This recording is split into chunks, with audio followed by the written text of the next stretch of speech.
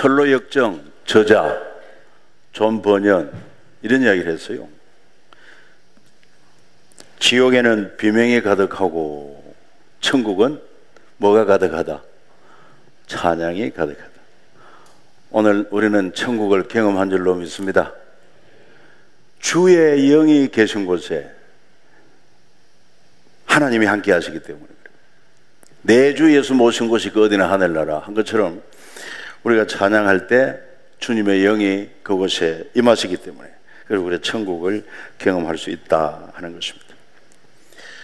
특히 우리 기독교에는 다른 종교와 달리 이 찬양이라고 하는 그런 특별한 은총을 우리에게 주셨습니다. 불교에서 어떻게 하면 기독교가 짧은 역사 가운데 저렇게 부흥을 할 수 있었느냐, 불교진흥원에서 연구를 했더니만 여러 가지 요인이 나왔습니다. 교회는 신방천도사가 있다, 그리고 또 교회는 찬양대가 있다, 뭐 등등 해가지고 불교도 그래서 찬양팀을 만들어서 지금 찬양하고 있는 걸 알고 있어요. 우리가 상당히 많이 이렇게 벤치마킹을 많이 해가고 있습니다. 그런데 대상이 다르죠. 우리의 찬양은 오직 하나님께 찬양을 올리고 있습니다. 그래서 하나님이 특별히 찬양을 기뻐하시는데 우리를 만드신 목적이 나의 찬송을 부르게 하기 위함이라 말씀하고 있습니다. 하나님을 알고 하나님의 행하신 위대한 일을 알고 또 하나님의 베푸신 은혜를 체험하고 그 하나님을 향하여 아름다운 곡적 그리고 하나님을 찬양하기를 하나님이 원하신 것입니다. 그래서 우리 신앙생활에도 말씀과 기도와 찬양 이 세 가지는 신앙생활의 기본이단 말이에요. 그래서 신앙생활을 든든한 기초가 이루어지려면 말씀이 바탕이 되어야 되고 기도가 뒷받침이 되어야 되고 아울러 찬양의 삶이 있어야 그 신앙이 균형 잡힌 신앙이 되어줄 수 있다, 그렇게 보는 것입니다. 우리가 잘 아는 것처럼 찬양 속에 말씀이 또 있어요. 왜냐하면 말씀을 곡조로 붙여가지고 노래한 것들이 많기 때문에 그렇습니다. 특히 시편 23편 여호와는 나의 목자시니 이거 찬양으로 바꾸어서 얼마나 아름다운 곡이 되었는지 몰라요. 또 뿐만 아니라 이 찬송은 기도가 포함되어 있습니다. 우리의 기도를 또 곡조로 붙여가지고 하나님 앞에 올려드립니다. 나 주의 도움 받고자 주 예수님께 빕니다. 그 구원 허락하시사 날 받아 주소서. 기도 아닙니까? 그러니까 찬송 안에 말씀이 있고 기도가 있고 그런가 하면은 우리 신앙의 고백이 담겨 있습니다. 그리고 하나님에 대한 감사, 이런 고백의 곡조를 붙여 노래한 것이기 때문에 하나님이 이 찬양을 그렇게 기뻐하는 거예요. 그래서 성경은 말합니다. 특히 시편 50편, 150편에 보면은 1절부터 마지막 절에 똑같이 나오는 말씀, 할렐루야, 할렐루야. 그리고 호흡이 있는 자마다 여호와를 찬양할지어다. 여러분, 호흡 없는 사람 아무도 없잖아요. 왜 호흡이 있는 자는 하나님께 찬양을 해야 되느냐? 다 하나님의 은혜 아래 살기 때문에 그렇습니다. 하나님이 일반 은총, 거기다가 우리에게는 특별 은총까지 주었으니, 그리고 예수 그리스도 안에서 의롭다함을 얻은 우리들은 여호와를 찬송함이 마땅한 줄 믿습니다. 마땅합니다. 그리고 이 찬양이 또 특권입니다. 찬양하는 자에게 하나님께서 역사하시는데, 우리가 찬양할 때 하나님의 영광이 충만해지는 것을 성경에서 많이 찾아볼 수 있습니다. 그리고 하나님은 찬양 가운데 임하시고 능력을 베푸시는 그 장면도 우리에게 말씀하고 있어요.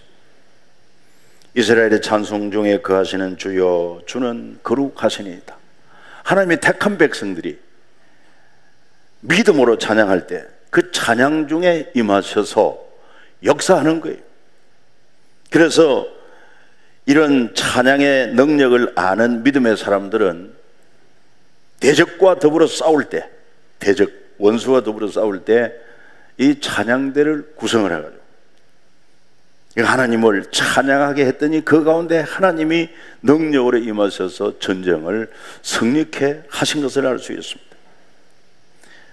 뭐 여리고성 함락도 그랬고, 또 역대하 20장에 보면은 모압, 암몬, 세일 족속 대군이 연합해가지고 유다를 공격해 왔을 때 전혀 저들을 물리칠 가능성이 없었습니다. 그럼에도 불구하고 하나님을 신뢰하고, 그리고 선지자를 신뢰하자, 그리고는 거룩한 찬양대를 조직해가지고 거룩한 옷을 입혀서 그래가지고 거룩한 찬송을 불렀더니 하나님이 그 찬송 가운데 역사하셔가지고 그 대적들을 그냥 하나님의 능력으로 썰어버리고 승리케 하셨다. 성경에 나와 있지 않습니까? 그리고 우리가 믿음으로 찬양할 때 하나님의 영이 임하니까 악한 영들이 쫓겨가는 그런 역사가 일어난 것을 볼 수 있어요. 특별히 다윗이 그랬습니다. 다윗이 그 사울 왕이 악신에 사로잡히면은 사람이 헷가닥합니다. 그럴 때 다윗을 불러가지고 수금을 타고 찬송을 부르게 할 때 그 찬양의 능력으로 하나님의 성령이 임하니까 악신이 떠나가고 사울이 상쾌하게 되어졌다. 그렇게 성경은 말하고 있습니다.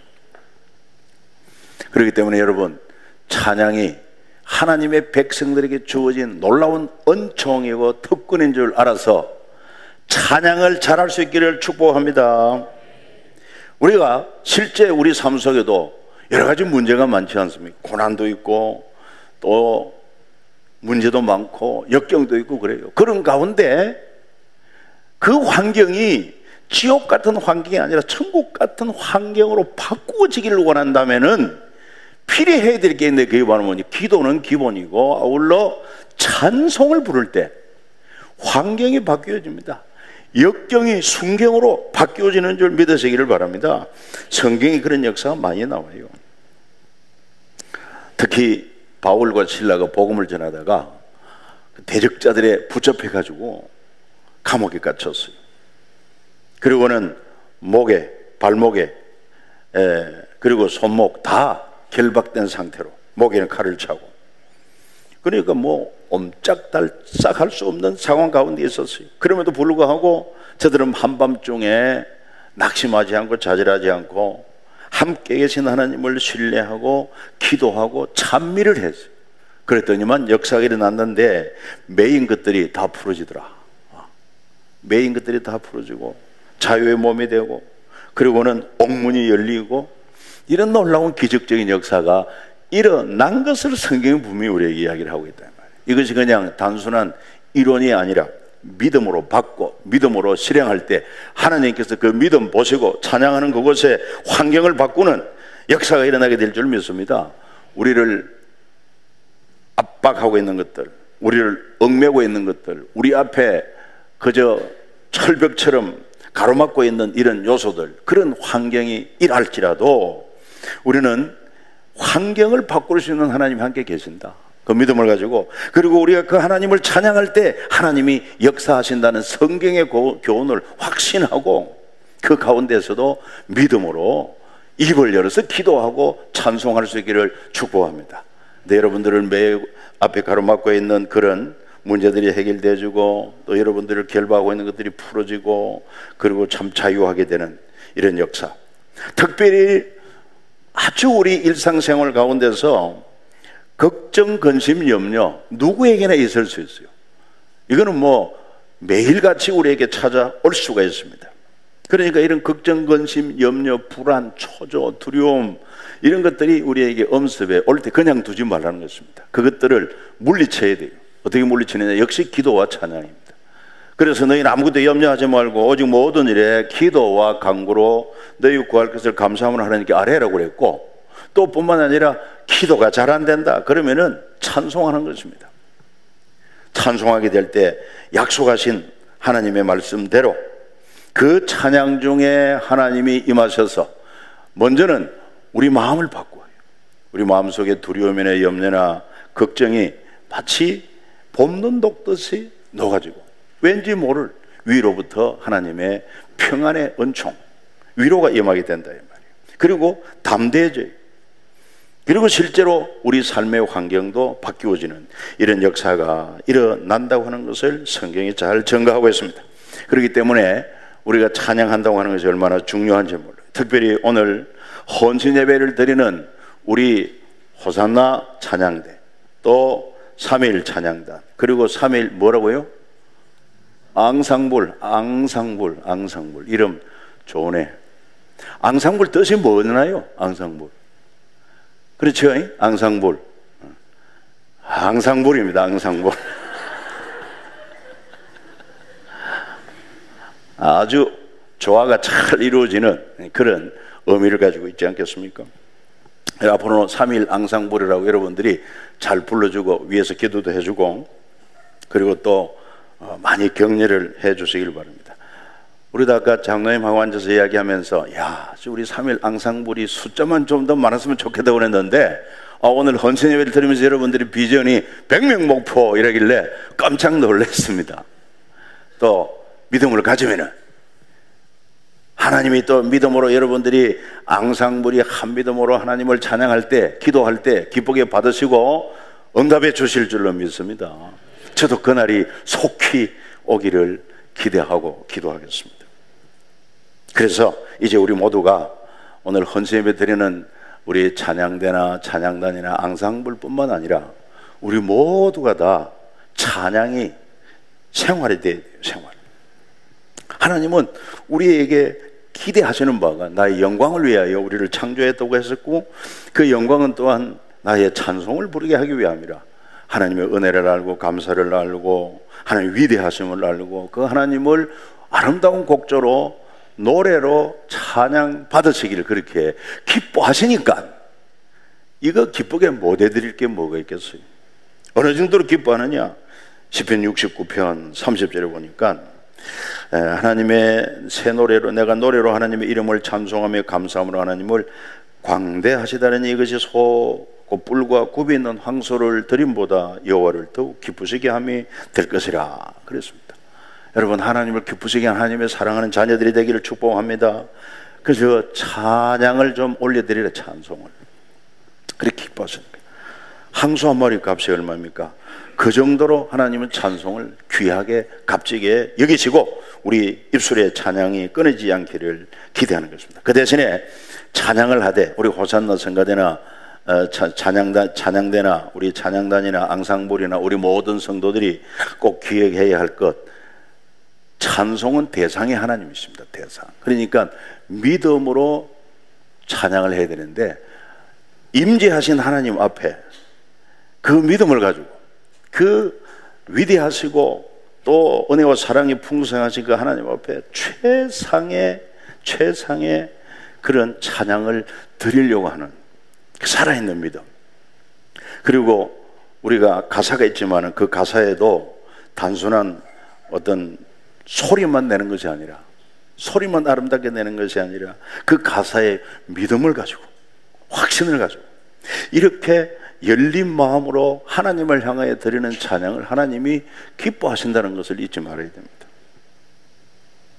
그냥 부르는 찬양과 이런 살아있는 믿음으로 하나님을 찬양할 때 다릅니다.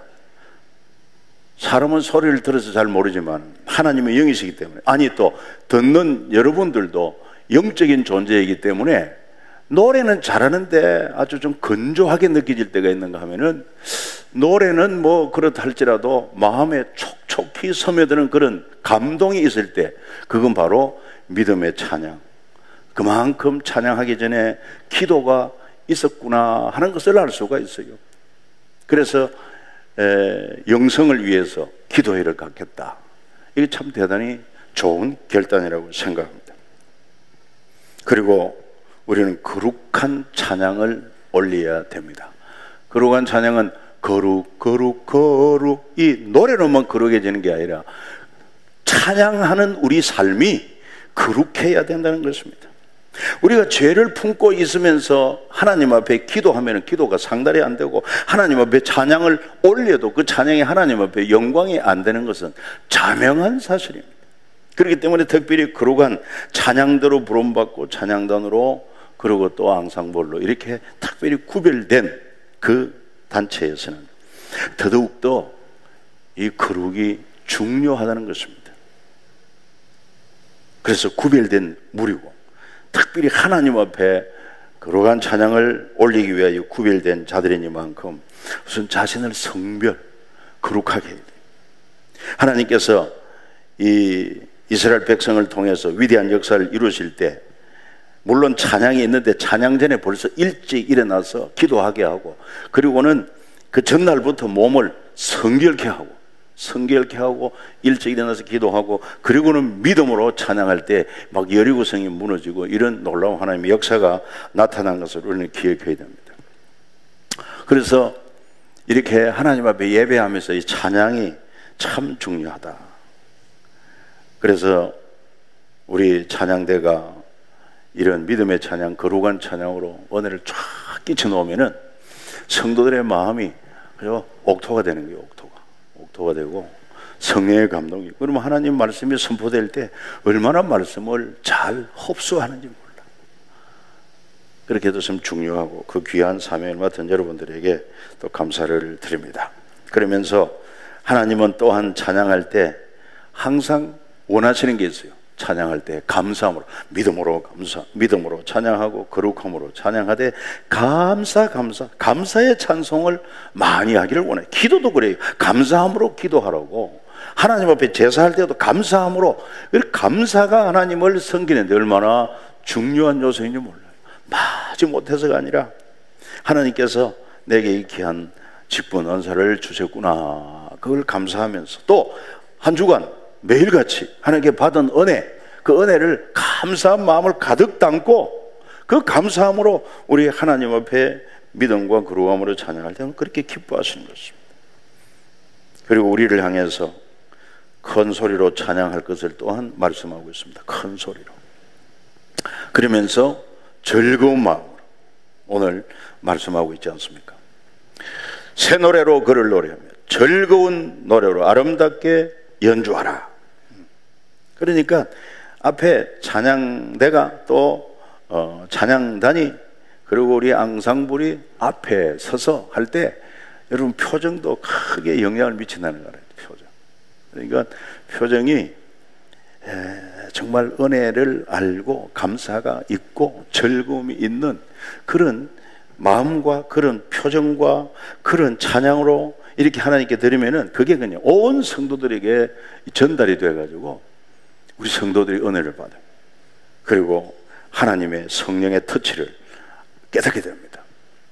은혜를 잊게 됩니다. 심령이 회복이 되는 것입니다. 이런 놀라운 찬양의 권능의 역사가 여러분들 위해 우리 교회 위에 충만하게 임하기를 주 예수 이름으로 축복합니다.